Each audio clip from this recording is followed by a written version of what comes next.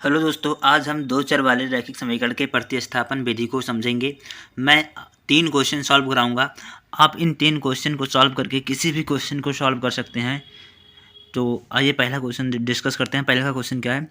x minus 7y x minus 7y बराबर 4 और 2x plus 6y बराबर 20। ये पहला क्वेश्चन है हमारा, ठीक है। तो हम इसको मान लेते हैं समीकरण 1, इसको मान लेते हैं समीकरण 2। प्रतिस्थापन विधि में हम क्या करते हैं, किसी एक की वैल्यू निकालकर दूसरे समीकरण में रख देते हैं। तो हम करेंगे समीकरण 1 में x की जगह, मतलब x दिख रहा है कुछ आसान सा, यानी x की इधर कुछ मल्टीप्लाई में नहीं है, कुछ गुणा में नहीं है, खाली x ही है। तो समीकरण 1 से लिखेंगे, समीकरण 1 से, समीकरण 1 से, समीकरण 1 से हम x बराबर लिख लेंगे 4 प्लस 7y। देखिए हमने यहाँ पर 7y को इधर भेज दिया, 7y इधर माइनस में था, उधर जाकर प्लस में हो गया, ठीक है। इसको हम मान लेते हैं समीकरण नंबर 3, ठीक है। अब क्या करेंगे, समीकरण 3 का मान समीकरण 2 में रखने पर, समीकरण 1 को पहले सॉल्व किया हमने तो समीकरण 3 बना।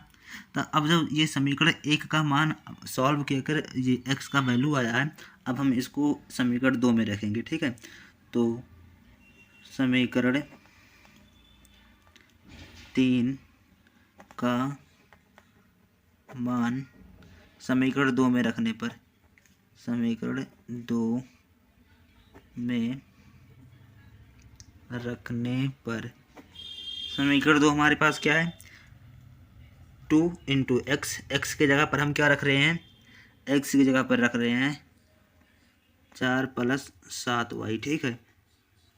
और यहाँ पर 2 इंटू एक्स, एक्स की जगह पर 4 प्लस 7y, यहाँ पर प्लस था प्लस लिखा, 6 है 6 लिखेंगे, y है y लिखेंगे, बराबर 20। बाकी हमने ये वाला पूरा उतार दिया, ठीक है। अब 2 का गुणा इसमें भी होगा, इसमें भी होगा। 2 का गुणा इसमें करेंगे तो कितना हो जाएगा, 4 दूनी 8 प्लस 2 का गुणा 7 में होगा, 7 दूनी 14 y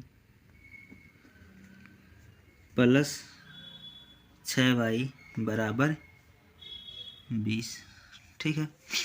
अब 14 से कितना होता है 20, 14y 6y 20y हो गया। 8y इधर है, इसको उधर ले जाएंगे तो 8 इधर है, उधर ले जाएंगे, 8 इधर प्लस में है, इधर जाएगा माइनस में हो जाएगा, 20 माइनस 8, 8 इधर प्लस में था, इधर जाकर माइनस में हो गया, ठीक है।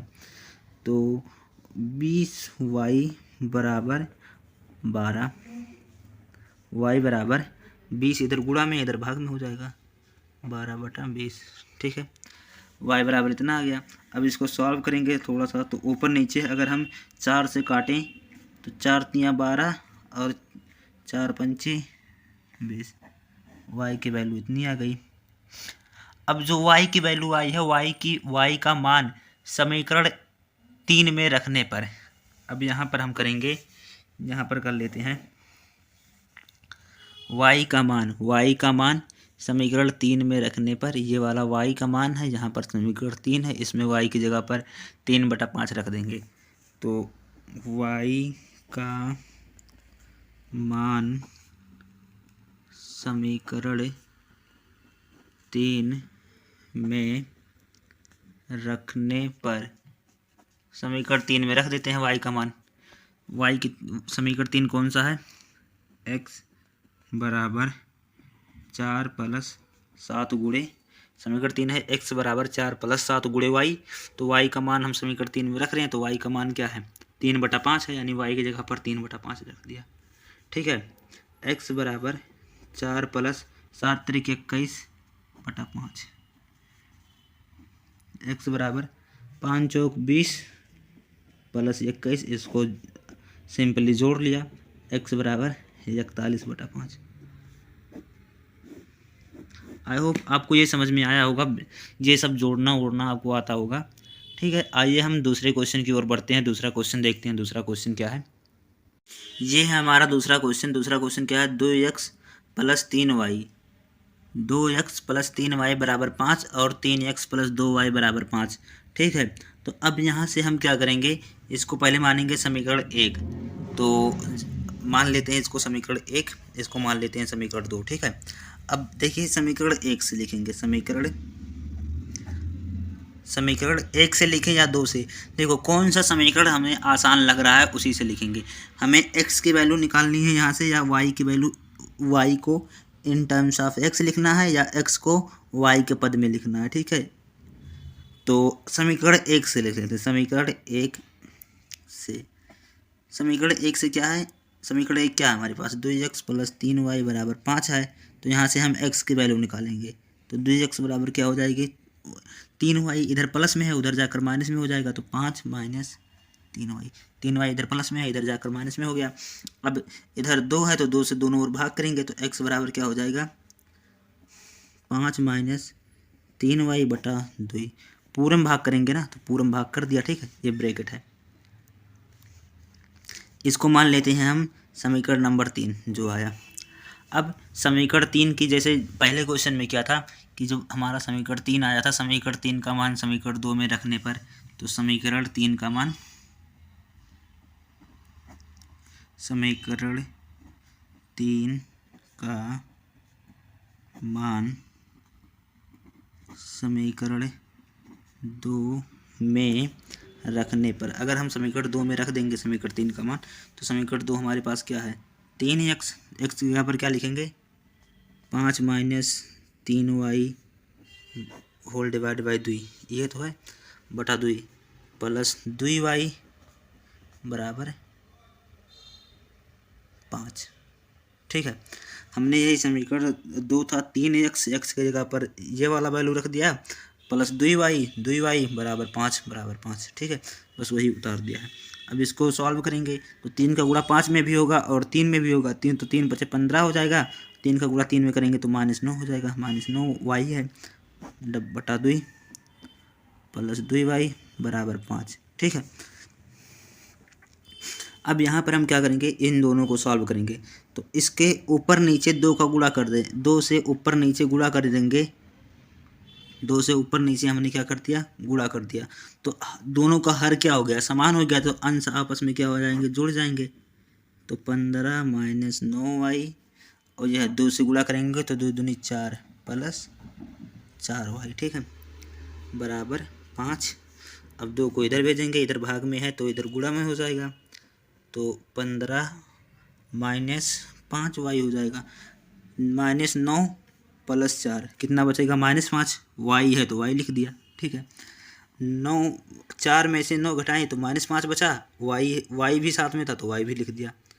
इधर होल डिवाइड बाई 2 है, 2 इधर भाग में है, इधर क्या हो जाएगा, गुणा में, तो 5 × 2 15, देखो ये 5 × 2 कितना हो जाएगा, 10 हो जाएगा, 5 दूनी 10, 15 इधर प्लस में है, इधर आकर क्या हो जाएगा, माइनस में 15 हो जाएगा, 15 को हमने इधर भेज दिया, -5y को यहीं पर रहने दिया, ठीक है,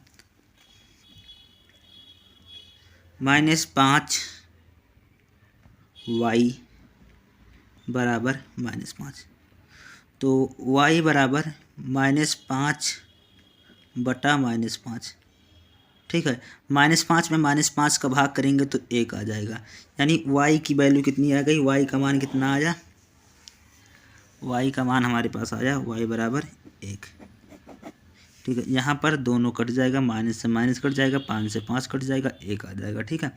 अब हम y की वैल्यू समीकरण 3 में रखने पर y का मान